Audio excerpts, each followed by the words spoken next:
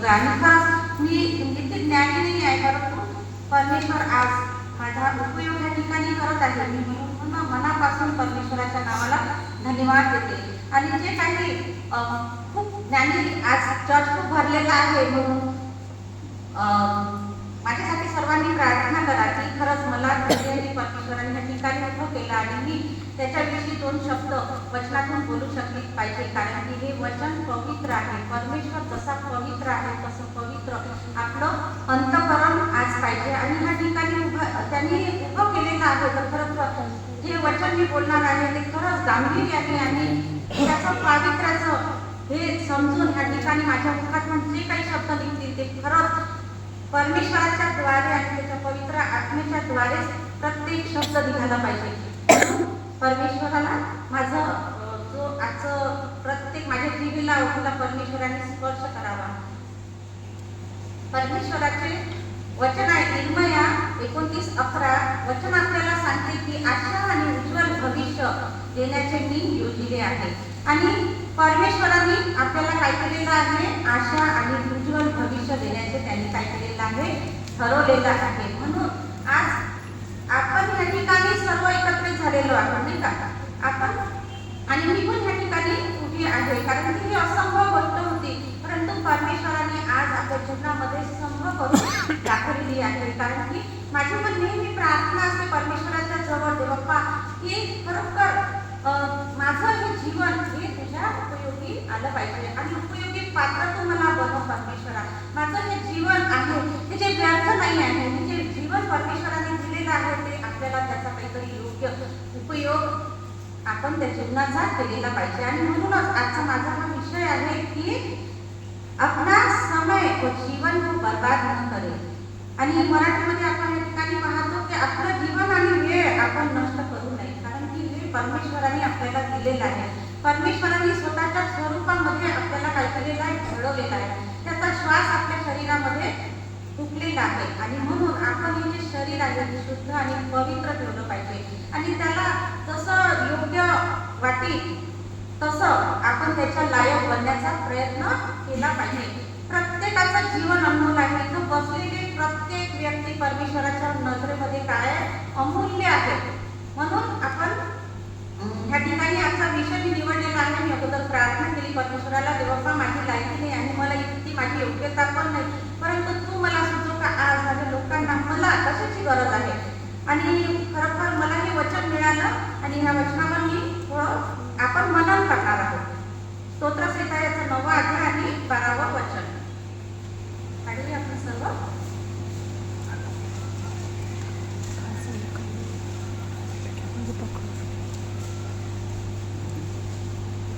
वाचा कोणीतरी कृपा करून. कारण रक्तपाताचा सूर उंबिणाऱ्यास त्याची आठवण आहे, तो दिनाचा आक्रोश विसरला नाही. स्तोत्रसंहिता 9 आणि 12वं वचन मी वाचते. ह्याकरिता आम्हाला आमचे दिवस असे जगण्यास शिकव की आम्हाला शून्य अंतःकरण प्राप्त व्हावे. आणि आपल्याला परमेश्वराने सर्व काही दिलेलं आहे ह्या ठिकाणी, परंतु हे काय आहे? मोशेने गायलेलं हे स्तोत्र आहे. आणि तो मोशे परमेश्वराचा सेवक अशी प्रार्थना परमेश्वराच्या जवळ करत आहे. ह्याकरिता आम्हाला आमचे दिवस असे घडण्यास शिकव की आम्हाला शून्य अंतःकरण प्राप्त व्हावे. आणि त्याच प्रकारे हिंदीमध्ये आहे, हमको अपने दिन गिनने की समझ दे कि हम बुद्धिमान हो जाए. म्हणजे परमेश्वराला मोशे या ठिकाणी काय करत आहे की बुद्धी मागत आहे परमेश्वराला. कशासाठी? की जे आयुष्य परमेश्वराकडून आपल्याला दिलेलं आहे ते एक एक दिवस मोजण्याची आणि त्याचा कसा योग्य वापर करायचा याच्यासाठी परमेश्वराजवळ काय करत आहे? बुद्धी मागत आहे. त्याच प्रकारे आपण 10व्या वचनामध्ये जाऊया.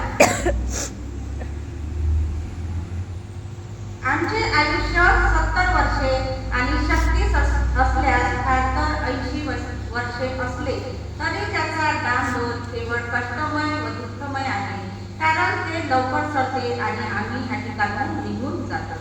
आणि परमेश्वराचे वचन आपल्याला सांगत आहे की आपण प्रत्येक प्रत्येक व्यक्तीला परमेश्वराने काय केलेलं आहे, जीवन दिलेलं आहे. आणि आपण त्याचा उपयोग कसा केला पाहिजे मग? कारण 70 वर्ष आणि 80 वर्ष जास्तीत जास्त जर आपण प्रयत्न केला तर काय 80 वर्ष हे आपलं आयुष्य आहे. आणि अर्ध आयुष्य आपलं कशामध्ये जातं? मग मजा, लेकरांची काळजी, म्हणजे अर्ध जीवन आपलं व्यर्थ चाललं जातं. परंतु आपण आपल्या आयुष्याच्या विषयी काहीतरी विचार केला पाहिजे, गांभीर्याने विचार करण्याची गरज आहे. कारण की हे परमेश्वराकडून आपल्याला दिलेले हे देणगी आहे. आपल्यापैकी कोणाला माहित आहे का की आपण किती वर्ष जगणार? आपलं आयुष्य किती दिवस आहे? आपण शाश्वती देऊ शकतो? कोणीही देऊ शकत नाही. उद्याची पण खात्री आपण देऊ शकत नाही. कारण की जो प्राण आहे, जो श्वास आहे, तो परमेश्वराकडून आहे. आणि आपण खूप मोठ्या मोठ्या गोष्टी करतो की मी हे करीन, ते करीन, म्हणजे आपण आपल्या जीवनासाठी चांगल्या पण योजना आखतो आणि दुष्ट पण योजना आखतो. परंतु परमेश्वराचे वचन आपल्याला सांगते की योजना करणं हे मनुष्याच्या हातचे आहे, पण दिलेले उत्तर देणं हे परमेश्वराच्या हातचे आहे. आणि जर आपल्या योजना, आपल्या ज्या इच्छा असल्या जर त्या परमेश्वराला मान्य नाही आहे तर परमेश्वर आपल्या सोबत राहील का? नाही. नक्कीच तो आपल्या जर दुष्ट योजना जर असतील तर परमेश्वर आपल्याला काय करतो? सोडून चालला जातो. आणि मग आपल्या जीवनामध्ये काय होते? शैतानाचं वर्चस्व येऊन जाते. आणि शैतान अनेक संकटामध्ये, अनेक व्याधीमध्ये, अनेक परीक्षेमध्ये काय करतो? आपल्याला पाडतो. म्हणून जे जीवन अनमोल आहे त्याच्यामध्ये आपण परमेश्वराचं सामर्थ्य मागितलं पाहिजे, नाही का? आणि परमेश्वराला जेव्हा आपण सामर्थ्य मागतो, परमेश्वरा जेव्हा पाणी जग खूप कठीण आहे, खूप जगणं हे काय आहे? कठीणच आहे. आणि माझ्या अर्ध्या आयुष्यामध्येच मी शिकून गेली का जीवन हे अतिशय कठीण आहे. अनेक परीक्षा आपल्या जीवनामध्ये येतात, परंतु जर परमेश्वर जर आपल्या सोबत नाही तर आपण हे जीवन एकदम जगू शकत नाही. स्वतःच्या बुद्धीवर राहून आपण हे जीवन जगणं खूप कठीण आहे. आणि ह्या ठिकाणी मोशे हा शहाणा पुरुष आहे. त्याच प्रकारे आपण अजून एक वचन काढूया, त्याचा 12वा अध्याय 16 ते 20 वचन आपण बघू. कोणाला सापडलं असेल तर वाचा. त्याचा 12वा अध्याय 16 ते 20. उसने उनसे एक दृष्टांत कहा, किसी धनवान की भूमि में बड़ी उपज हुई। तब वह अपने मन के विचार करने लगा, मैं क्या करूं, क्योंकि मेरे यहाँ जगह नहीं जहाँ अपनी उपज इत्यादि रखूं। आणि मग त्याने म्हटले, मी असे करीन. म्हणजे दृष्टांताच्या द्वारे परमेश्वर ह्या ठिकाणी आपल्याशी बोलत आहे की त्याने त्या दाखला सांगितला, कोणा एका धनवान मनुष्याच्या जमिनीला फार पीक आले. तेव्हा त्याने आपल्या मनात असा विचार केला की मी काय करू, म्हणजे ह्या पिकाचं मी काय करू, कारण माझे उत्पन्न साठवावयास मला जागा नाही. मग त्याने म्हटले की मी असं करीन, मी आपली कोठारे मोडून मोठी बांधीन. म्हणजे ह्या मनुष्याच्या योजना आहे बघा. आणि तेथे मी आपले सर्व धान्य व माल साठवीन. मग मी आपल्या जीवाला म्हणेन, हे परमेश्वरा, हे जीवा, तुला पुष्कळ वर्षे इतके पुरे इतका माल ठेवलेला आहे, विसावा घे, खा, पी, आनंद कर. परंतु देवाने त्याला म्हटले, अरे मूर्खा. ह्या ठिकाणी परमेश्वर काय करत आहे? दाखल्याच्या रूपामध्ये आपल्याशी काय करत आहे? बोलत आहे ह्या वचनामधून. आणि त्या मनुष्याला परमेश्वर काय म्हणत आहे? अरे मूर्खा. कारण की तो काय करत आहे की आपल्या बुद्धीवर अवलंबून राहून तो काय करत आहे? योजना ह्या ठिकाणी करत आहे. आणि अशा पुरुषाला परमेश्वराने ह्या वचनामध्ये काय म्हटलेलं? 20व्या वचनामध्ये, अरे मूर्खा, आज रात्री तुझा जीव मागितला जाईल. मग जे काही तू सिद्ध केलेले आहे ते कोणाचे होईल? आणि खरंच आपल्या पण जीवनामध्ये जेव्हा आपण बघतो तर काय आहे? आपण ह्या ठिकाणी प्रत्येक गोष्ट साठवतो, प्रॉपर्टी, प्रत्येक. परंतु परमेश्वर ह्या ठिकाणी काय म्हणत आहे की अशा सर्व गोष्टी साठवणाऱ्याला परमेश्वर काय म्हणत आहे? मूर्ख म्हणत आहे. कारण की 21व्या वचनामध्ये आपण बघू, जो कोणी स्वतःसाठी द्रव्य संचय करीतो व देवाविषयी बाबतीत धनवान नाही, तो तसाच आहे. म्हणजे देवाविषयी धनवान नाही, तो अशा ह्या मूर्ख इसमाप्रमाणे आहे. कारण की आपल्या सोबत परमेश्वर आहे.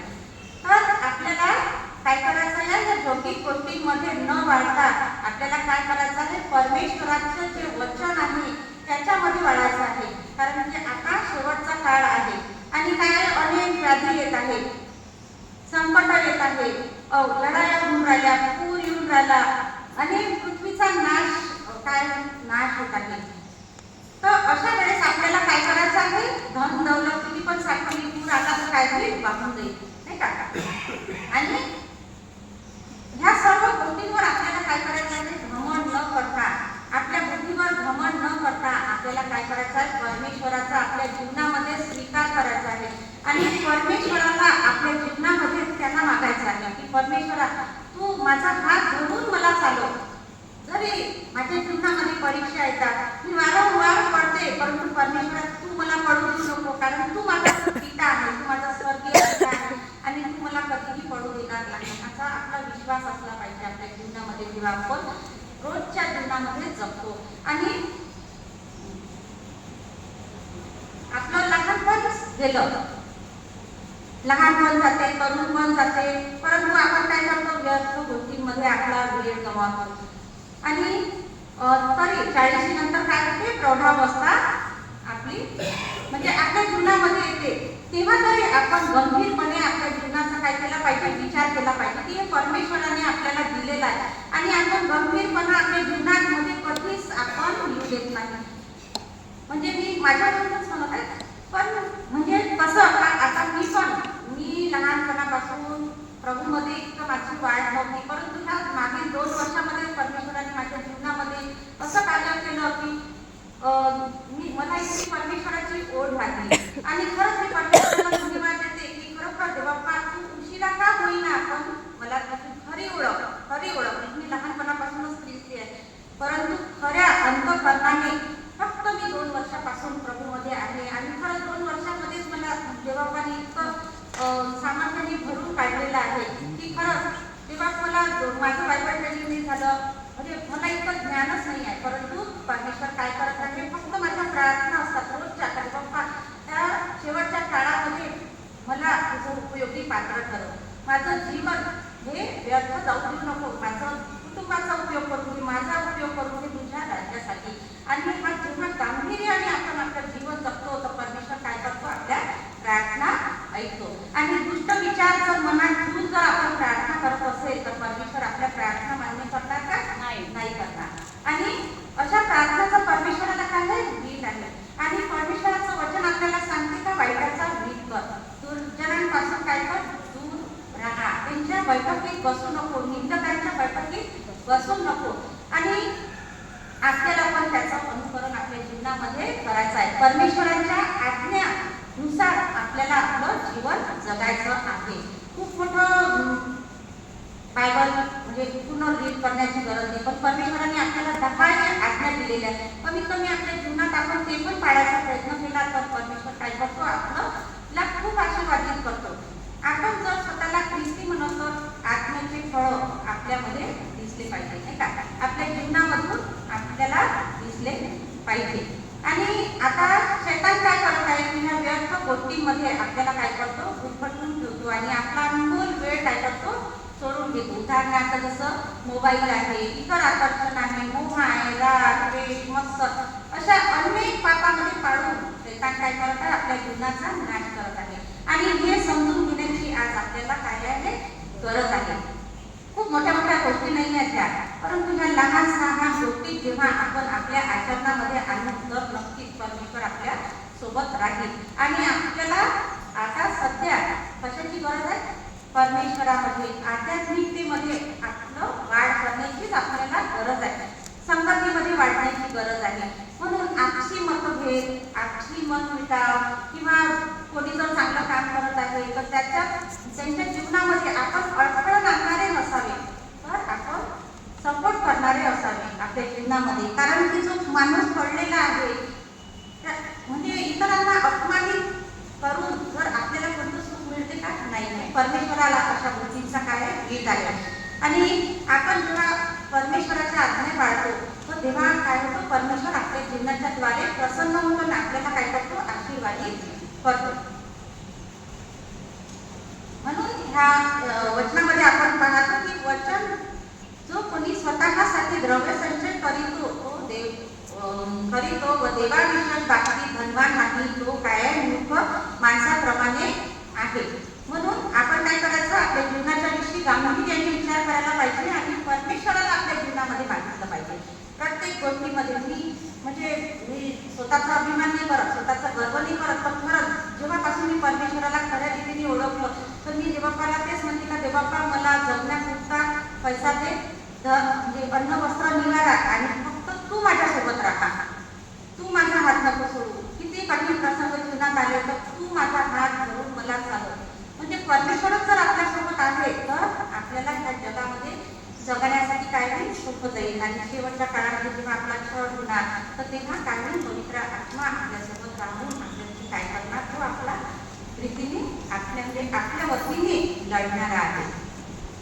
आपल्याला लढायची गरज नाही आहे कोणासोबत. आपला वैरी फक्त कोण आहे, इथे बसलेले कोणी आहे का आपण एकमेकांचे वैरी आहे का, नाही. आपण सर्व ख्रिस्तामध्ये एक दुसऱ्याचे बहीण आहोत, भाऊ आहोत. म्हणून आपल्याला एक ऐक्याने राहायचं आहे, नाही का. जर कोणी चांगलं गाणं म्हणत आहेत आपल्याला म्हणतात, म्हणजे आपण निंदा करायला नसावे तर काय प्रोत्साहन देणारे असावा. म्हणजे आपल्याही निंदा करून परमेश्वर काय प्रसन्न होतो आणि आध्यात्मिक जीवनात आपली वाढ होते.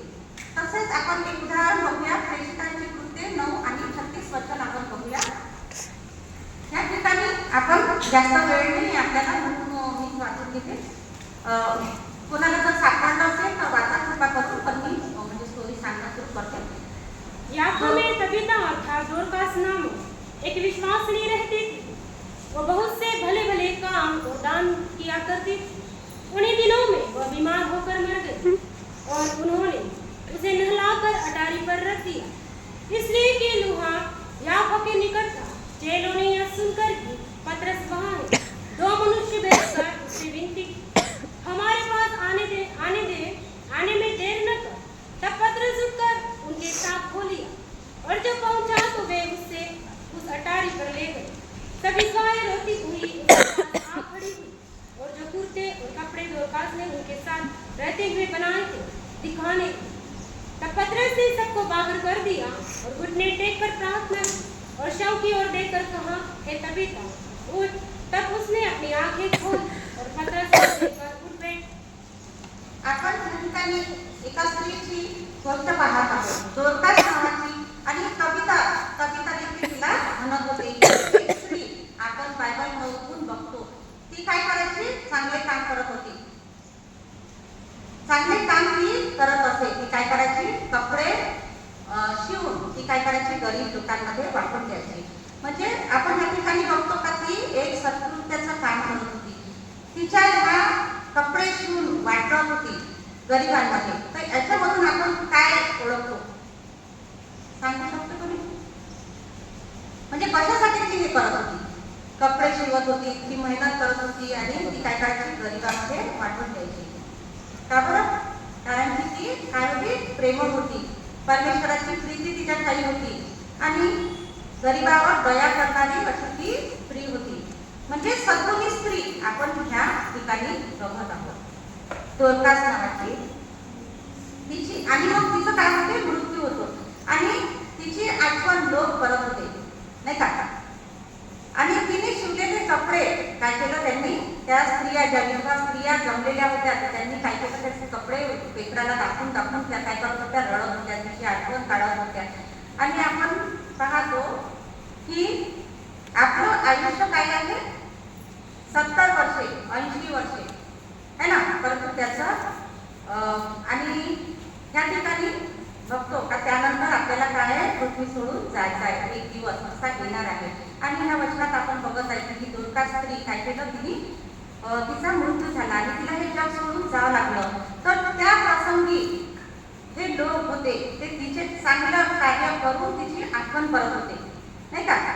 आणि आपण आज प्रत्येकाचं आपण आत्मपरीक्षण केले पाहिजे की आपल्या मृत्यूनंतर आपण आज या जगात आहे, उद्या नाही आहे, पण आपण नसल्यावर आपली आठवण कोणी काढणार का. आणि आपलं सत्कृत्य पाहून म्हणून आपल्याला काय करायचं आहे, चांगलं काम करायचं आहे. ह्या जगात जोपर्यंत परमेश्वराने जीवन आपल्याला दिले आहे तोपर्यंत आपल्याला आपले चांगलेच कामं करायचे आहे, वाईट ते सोडून द्यायचं आहे. आतापर्यंत जे झालं ते झालं, परंतु आता आपल्याला काय करायचं आहे, परमेश्वरासाठी जगायचं आहे आणि चांगले कार्य करत राहायचे आहे, जेणेकरून लोक पण आपलं काही किस्सा घेतील, आपलं वर्तन पाहून लोक काय करतील, आपल्या चांगल्या गोष्टींची आठवण त्या ठिकाणी करतील. असं जीवन, परमेश्वराला आवडणारं जीवन आपल्याला काय करायचं आहे, जगायचं आहे. आणि जसं आपला परमेश्वर पवित्र आहे ना, आपण त्याच्या स्वरूपामध्ये त्यांनी आपल्याला घडवलेलं आहे. जसं आपला परमेश्वर पवित्र आहे तसं आपल्याला शुद्ध आणि पवित्र आपलं अंतःकरण ठेवायचं आहे. परमेश्वर वर बाहेरी रूप पाहतो का? नाही. परमेश्वर अंतःकरण पारखणारा परमेश्वर आहे. म्हणून आपलं अंतःकरण शुद्ध आणि पवित्र आपल्याला ठेवायचं आहे. कारण जेव्हा परमेश्वर न्याय करायला येणार तर तेव्हा आपण त्याच्या समोर उभं राहण्याची आपली लायकी असली पाहिजे, है ना. आणि अजून एक वचन आपण या ठिकाणी पाहतो, इफिसियो याचा 2रा अध्याय आणि 10वं वचन. इफिसकरास पत्र 2रा अध्याय आणि 10वं वचन. क्योंकि हम उसके बनाए हुए हैं और मसीह यीशु में उन भले कामों के लिए सृजे गए जिन्हें परमेश्वर ने पहले से हमारे करने के लिए तैयार किया। क्योंकि हम उसके बनाए हुए हैं और मसीह यीशु में उन भले कामों के लिए सृजे गए हैं. म्हणजे परमेश्वराच्या हातचे, मी सांगत आहे त्या ठिकाणी नाही, परमेश्वराचं वचन त्या ठिकाणी आपल्याशी बोलत आहे. हे आणि लेखी स्वरूपामध्ये परमेश्वर आपल्याला काय करत आहे, वचनाच्या द्वारे आपल्याशी बोलत आहे. क्योंकि हम उसके बनाए हुए हैं और मसीह यीशु में उन भले कामों के लिए सृजे गए हैं. म्हणजे आपल्याला वाईट काम करायचं आहे का? आपण परमेश्वराच्या हाताची निर्मिती आहे, त्यांनी स्वतःच्या हाताने आपल्याला घडवलेलं आहे. म्हणून आपलं जीवन कसं असलं पाहिजे की आपलं चांगले कृत्य आपण करण्यासाठी परमेश्वराने आपल्याला निवडलेलं आहे. जिन्हें परमेश्वर ने पहले से ही हमारे करने के लिए तैयार किया है. म्हणजे आपल्या जीवनाच्या विषयी पहिले अगोदरच परमेश्वराची काय आहे, योजना आहे. प्रत्येकाच्या जीवनाच्या विषयी काय आहे, योजना परमेश्वराकडून आखलेली आहे. परंतु काय होते का, आपल्यामध्ये जीवनामध्ये परीक्षा येतात तेव्हा आपण काय होतो, गुरफटून जातो आणि परमेश्वराला म्हणजे आपण सोडून देतो. परंतु आपण तसं करायला नाही पाहिजे. आपण आपल्या जीवनामध्ये स्थिर उभं राहून त्या सर्व संकटाचा सामना करायला पाहिजे आणि परमेश्वराला सामर्थ्य मागितलं पाहिजे. त्या संकटासोबत लढण्यासाठी दुष्ट आपला वैरी जो आहे दुष्ट त्याच्यासोबत लढण्यासाठी आपण परमेश्वराला सामर्थ्य मागितलं पाहिजे. आपण आज हा विचार केला पाहिजे की मी माझं जीवन वेस्ट करणार नाही, है ना. आतापर्यंत जे झालं ते झालं, परंतु आता ह्यापुढे परमेश्वराने माझी प्रार्थना आहे, मी स्वतःला उद्देशून हे सर्व काही म्हणजे सांगत आहे का मी माझं जीवन वेस्ट करणार नाही. कारण योहान 3:16 देवाने जगावर एवढी मोठी प्रीती केली की त्यांनी आपला एकुलता एक पुत्र केला आहे, आपल्यासाठी बलिदान केलेलं आहे आणि त्याचं रक्त जे त्यांनी आपल्यासाठी वाहलेलं आहे तर त्याचं मोल खरंच आपल्याला काय गांभीर्याने आज विचार करायची गरज आहे. असे म्हणजे खूप सारे बहीण भाऊ असे आहेत की जे वाईट संगतीमध्ये आहेत, व्यभिचारमध्ये पडलेले आहेत, मोबाईल, ड्रग्ज, स्मोकिंग अशा अनेक वाईट गोष्टींमध्ये काय करत आहे, शैतान त्यांच्या जीवनाचा म्हणजे त्यांना नष्ट करत आहे.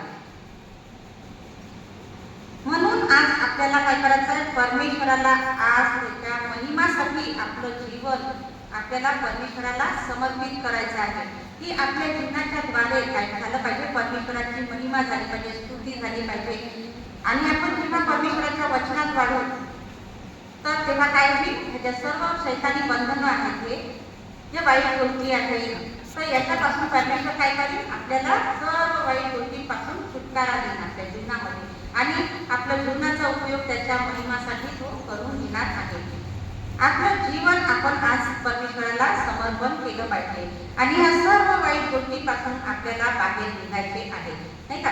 आपण ख्रिस्ती आहे, फक्त नावासाठी ख्रिस्ती बनायचं आहे का आपल्याला, ख्रिस्ताचे लेकर आहे, ख्रिस्ताचे लेकर आहे, परंतु आपलं जीवन परमेश्वराला आवडणारं असलं पाहिजे. आणि आपण पाप करतो, परमेश्वराचे नेत्र प्रत्येक ठिकाणी आहेत. आपण जरी चोरून लपून कोणाच्या विरुद्ध खोटं बोलत असेल, खोटी साक्ष देत असेल किंवा म्हणजे अनेक पापामध्ये आपण पडलेलो आहोत. परंतु जरी लोक आणि काही काही असे विचाराचे लोक असतात की जे आणि आताच मी सांगितलं का परमेश्वर काय करतो, अंतःकरण पाहतो, बाहेरी स्वरूप पाहतो का नाही. आणि बाहेरी स्वरूप आपण लोकांना दाखवून आकर्षित करू शकतो, परंतु परमेश्वराला आकर्षू शकत नाही. परमेश्वर अंतःकरण पाहणारा परमेश्वर आहे. जरी आपण वाईट करतो आणि क्षमा मागून सोडून देतो, ते पाप आपण सोडून देतो, तर परमेश्वर आजही आपल्याला क्षमा करण्यासाठी तयार आहे. म्हणून आज आपण परमेश्वराला सर्व आपल्या वाईट गोष्टी केलेल्या ज्या आहेत क्षमा मागून आपलं जीवन व्यतीत करायला पाहिजे. त्याच्यासाठी आपल्याला काय करावं लागेल, आपल्याला आपल्या जीवनामध्ये काय करायचं, 24 तासापैकी 18 तास तरी परमेश्वराचं वचन वाचावं लागेल आणि वचन वाचून प्रार्थना आपल्याला करावं लागेल. आपल्या दिवसाची सुरुवात प्रार्थनेने वचनाने जर झाली तर काय होते, परमेश्वर आपलं पूर्ण दिवस त्याच्या हातामध्ये घेऊन घेतो. आपल्या जीवनामध्ये येणारं प्रत्येक संकट तो घालवतो. त्याच्या बळावर आपण आपल्या बुद्धीवर अवलंबून राहून लढू शकत नाही शैतानासोबत. तर परमेश्वर आपल्या वतीने लढतो आणि आपल्याला काहीच करायची गरज पडत नाही, तर परमेश्वर सर्व काही करतो. पण कधी आत्म्याने आणि खरेपणाने 18 तास आपण जर परमेश्वराला देतो तर खरंच मनापासून, नाही तर फॉर्मॅलिटी म्हणून नाही, तर फक्त आपल्याला वाचायचं आहे म्हणून वाचलं पण त्याच्यातलं एकही आपलं जीवनामध्ये जर त्याचं अनुकरण नसलं तर आपलं जीवन व्यर्थ आहे ना. वचन शैतानाला पण माहीत आहे सर्व, परंतु तो काय विश्वास ठेवत नाही. पण आपण एक वचन जरी वाचलं तर त्याच्यावर आपल्याला विश्वास ठेवायचा आहे आणि ते अनुकरण आपल्या जीवनामध्ये आलं पाहिजे, तरच परमेश्वर काय करतो, आपल्या सोबत राहतो. आपल्या सर्व योजना तो काय करतो, सिद्धीच देतो है ना. आणि आता म्हणून आपलं जीवन हे परमेश्वराला आवडणारं असं जीवन असलं पाहिजे. त्याच्या समोर उभं राहण्याची काय आपली लायकी असली पाहिजे. म्हणून आतापासूनच आपल्याला काय करायचं आहे, तयारी करायची आहे. आणि मेन गोष्ट म्हणजे काय आहे, घमंड नसला पाहिजे आपल्यामध्ये है ना. आपण सर्व चांगल्या चांगल्या गोष्टी करतो, वचन सांगतो, प्रार्थना करतो, हे करतो, आणि जर आपल्यामध्ये पण जर घमंड आला पण तो घमंड परमेश्वराला मान्य नाही आहे. कारण लुसिफरला पण काय झालं होतं, त्याच्या सुंदरतेचा बुद्धिमानेचा काय झाला होता, घमंड म्हणजे घमंड केला होता त्यांनी. परंतु आपल्या जीवनामध्ये तसा घमंडचा आत्मा नको, परमेश्वराला आवडत नाही. म्हणून आपलं हृदय कसं पाहिजे, नम्र लीन होऊन जेव्हा आपण परत परमेश्वर आपल्याला म्हणतो का एकमेकांना क्षमा करायचा आपण केलं पाहिजे. क्षमा करून आपण एकमेकांच्या सोबत समोर सुरुवात केली पाहिजे. आणि त्यासाठी आपल्याला सर्व वाईट गोष्टींचा त्याग करायचा आहे. म्हणून आज आपण प्रत्येकाने आपलं आत्मपरीक्षण या ठिकाणी करायचं आहे. आपल्याला मोशेप्रमाणे आपली आज प्रार्थना असली पाहिजे की मूर्ख माणसाप्रमाणे आपल्याला आपल्या बुद्धीवर अवलंबून राहून आपलं जीवन जगायचं आहे. निर्णय आज आपला आहे की खरं हे परमेश्वरा आज माझ्या जीवनाविषयी परीक्षण, आत्मपरीक्षण आज तिथे बसलेल्या प्रत्येकाला मला सुद्धा करण्याची काय आहे, गरज आहे की आपली प्रार्थना ही मोशेप्रमाणे असली पाहिजे. कारण की आपलं हे आयुष्य खूप कमी राहिलेलं आहे आणि त्याच्यामध्ये चांगलाच आपण प्रत्येक दिवसाचा चांगल्या रीतीने उपयोग करावा अशी प्रार्थना आज मोशेप्रमाणे आपल्या प्रत्येकाची असली पाहिजे. एवढे बोलून मी माझे 2 शब्द संपविते. एक लहानशी प्रार्थना करते.